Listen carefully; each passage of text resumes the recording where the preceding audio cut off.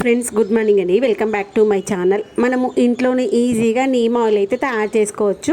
ఆ యొక్క neem oil ఇంట్లో ఈజీగా అలా తయారు చేసుకోవచ్చు, దాన్ని ఎలా వాడుకోవచ్చు అనేటువంటి ఈరోజు వీడియోలో చూపిద్దామనుకుంటున్నాను. దాని గురించి మాట్లాడుతూ ఎలా చేస్తానో చూపిస్తాను. ఐ హోప్ నచ్చుతుంది అనుకుంటున్నా, హెల్ప్ అవుతుంది అనుకుంటున్నా. నచ్చినట్లయితే లైక్ చేయండి, షేర్ చేయండి. సబ్స్క్రైబ్ చేయకుండా చూస్తున్నారు ఫ్రెండ్స్, ప్లీజ్ సబ్స్క్రైబ్ చేసుకొని సపోర్ట్ చేస్తారని ఆశిస్తున్నాను.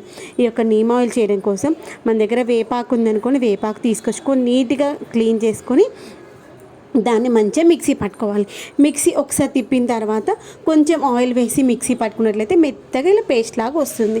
ఇక్కడ మనము మొక్కల కోసం వాడుకున్నట్లయితే మనము ఫ్రెష్ ఆయిల్ అయినా వాడచ్చు, లేదు అంటే మనము డీప్ ఫ్రై చేసుకున్నప్పుడు వచ్చినటువంటి మిగిలిన ఆయిల్ ఉంటుంది కదా, అదైనా వాడుకోవచ్చు. లేదంటే కొబ్బరి నూనె కానీ, లేదంటే ఇంకేమైనా ఆయిల్స్ మనము ప్యాకెట్ ఆయిల్స్ తీసుకున్నప్పుడు కొన్ని ఎక్స్పైరీ డేట్ అయిపోయినవి ఉంటాయి కదా, ఇప్పుడు జుట్టుకు పెట్టుకోవడం కోసం, అప్పుడు వాడకుండా పక్కన పెట్టేస్తాం కదా, ఆ ఆయిల్స్ అయినా వాడుకోవచ్చు.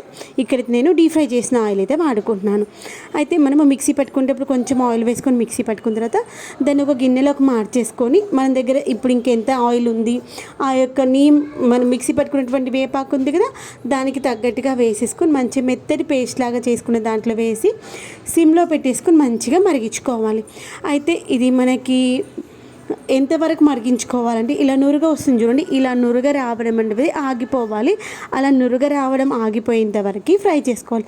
అప్పుడు దాంట్లో ఉన్నటువంటి మాయిశ్చర్ అంతా పోయి ఇదిగోండి ఇలా పైకి బుడుగలు బుడుగలు బుడుగలు బుడుగలు వస్తుంది. ఇలా బుడుగలు బుడుగలు వస్తుంది అంటే మనకి ఇంకా దాంట్లో ఉన్న మాయిశ్చర్ అంతా అయిపోయింది అన్నమాట.